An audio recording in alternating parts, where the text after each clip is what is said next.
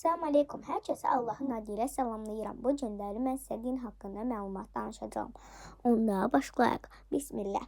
Bərəkət istəyərkən kifayət qədər olmayan hər şeyin bərəkətlənməsinə istəyirik.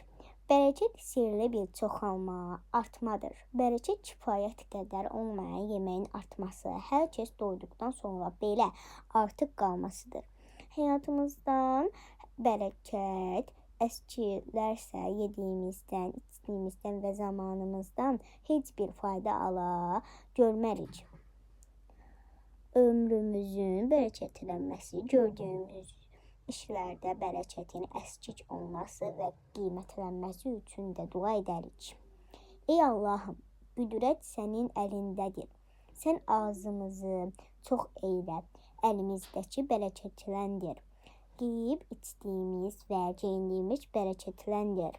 Həyatımızdan, sevgimizdən, evlərimizdən və süfrələrimizdən bərəkəti çəkmə deyə bu və buna bənzər cümlələrlə Rəbbimizə əl açaraq ya da ürəyimizdə dua edə bilərik. Salam aleykum.